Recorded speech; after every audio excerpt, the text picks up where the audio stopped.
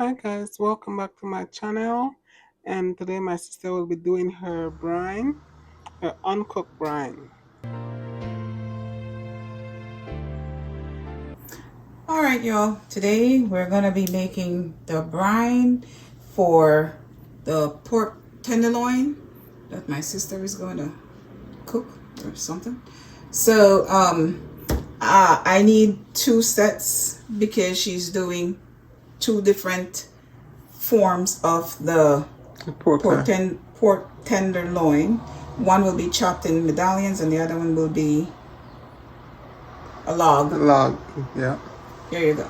And I don't like doubling recipes. Anybody who has watched these videos knows that I don't like doubling recipes because I feel like something gets lost in translation. So anyhow, I'll just do two batches. So I'm starting with 6 cups of water in each of my containers. 1 bay leaf each. Everybody's gonna be happy. Rosemary. I don't like picking out these sprigs. I mean these leaves. So I ground mine. Okay, I ground it. So I'm gonna put in, and I just ground it too. So don't mind if you see any fumes, smoke, whatever. And I need 1 tablespoon. Woo, Lord, that is strong. I need 1 tablespoon of the ground rosemary or the sprigs of you get a sprig of rosemary enough to like look like a tablespoon or something.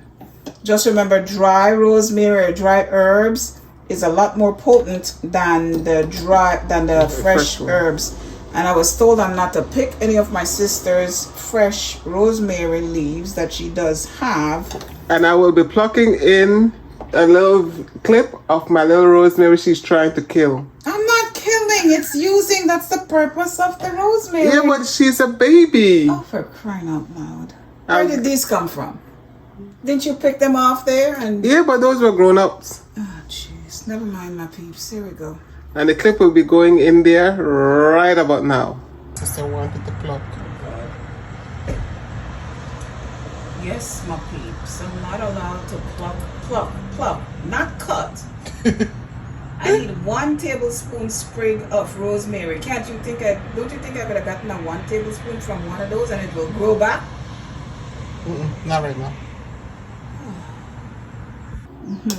There goes my 1 tablespoon of rosemary. For those of you who knows her, pray for her, please. Anyway, so the other rosemary will go into that one. So let me just continue with this one for now. I'll just leave this, but I'll continue do the same thing to that one in a minute. All right, rosemary. I also need 1.5 tablespoons of salt. And I'm going to tell you why I'm only using this much salt in a minute. Whee! Now, the easiest brine for you guys to do is to do the sugar salt water. That's what we usually do for the turkey. Yeah, and that gets more stuff too. So this needs another 1/2 tablespoon. That looks like a 1/2 tablespoon, doesn't it? Yeah. There we are. That's because I didn't bring a 1/2 tablespoon. No comments. Plum. Okay, and then I need hold on a second, y'all.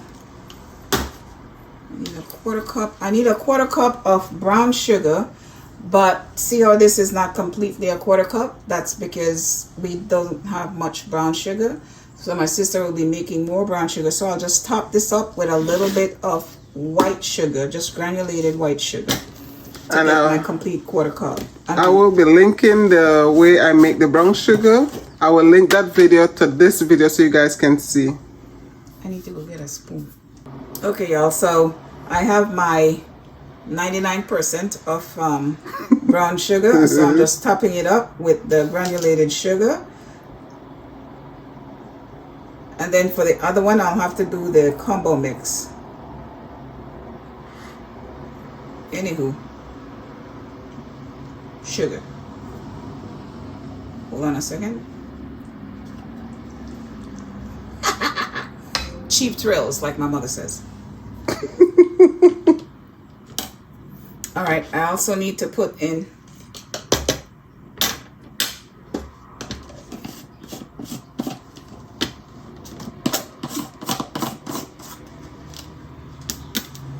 where's my cup?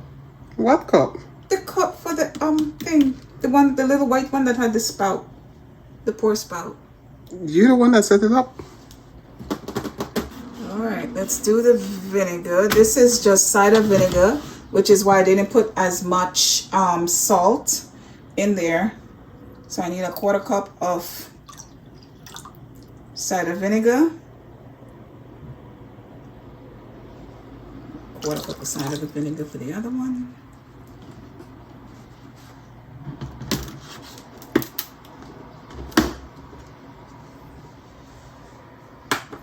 I need 1/8 teaspoon of red pepper flakes. What is that gonna do?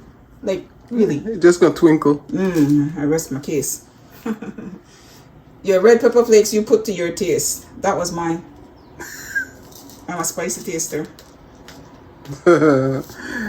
Oh, guys, by the time you see this video, you're already seeing the hot sauce video. Watch it. And then black pepper is 1 tablespoon of black pepper. Freshly ground. Very freshly ground. I couldn't even help myself. That doesn't count. Oh, okay. I don't want to stick this in there, so. Alright, that looks like about 1 tablespoon. Maybe I should put the extra on that one. Yeah, 1 tablespoon. Okay. I have a very unruly spoon. There we are. Okay. Now, that is it for this one. And this brine does not need to be cooked because all of the ingredients in there are all dried. I have the vinegar, which will help to draw out all of the lovely flavors. And the pork that will be going into this brine is going to be in here for whatever, 5 hours. 5 hours, yeah. For about 5 hours, which will give it enough time. So I'm literally just going to stir this and keep stirring until the sugar and the salt dissolves in this, and then it will be poured into the bag that has the pork tenderloin in it.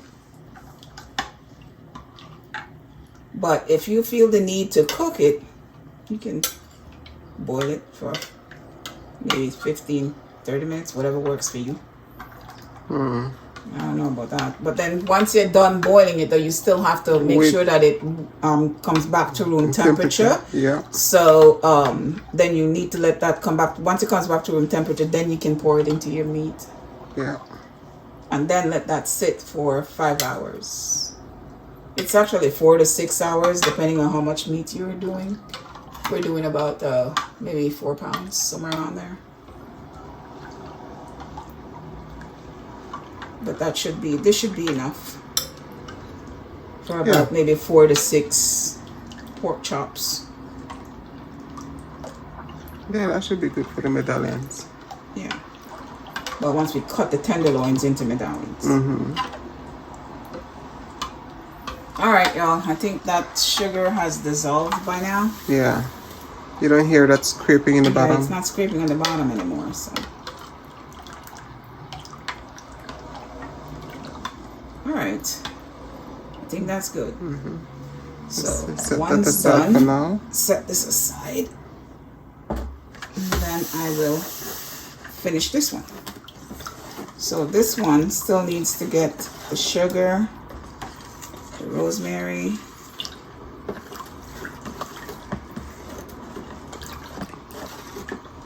I think And a that's bit of the molasses because I'm using white sugar. Oh, okay.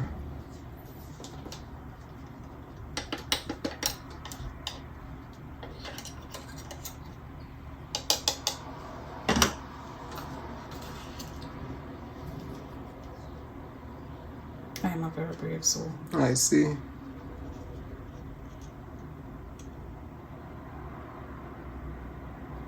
No way. No way. Oh.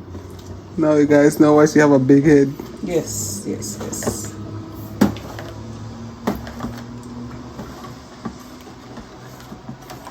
You want to put the sugar in it and then do all that?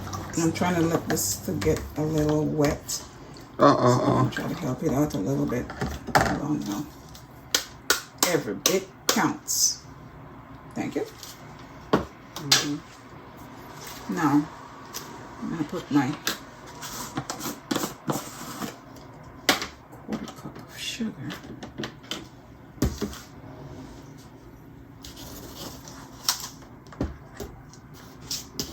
I just heard a rooster. I heard a rooster, right? Yeah. Oh, okay. You should come a little closer. I hear rooster. I have no comments. I hear it again. I think it's taunting me. It's daring you. It's okay. I can find him and lure him into my coop. Lord. Alright, y'all. So that's a quarter cup of white sugar. And then I'll put about a tablespoon of molasses because I don't have any more brown sugar. I can't believe I missed that. You know, that's because I made the last time I made it was I sent all of it to Aunt Margaret. All right, y'all. I'm just using a little bit of blackstrap unsulfured molasses. About a tablespoon, like I said. That's as good as it gets. I mean, a teaspoon, sorry. Because that was only a quarter cup. So I'm only using about a teaspoon of molasses with this. Because you really don't need much. I'm not that kind of brave. I was going to drop this spoon. Can you close that to me, please?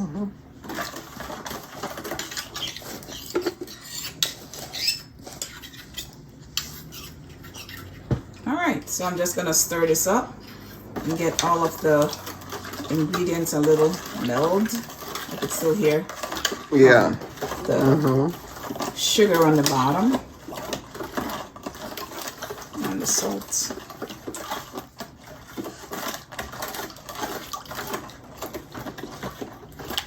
Okay.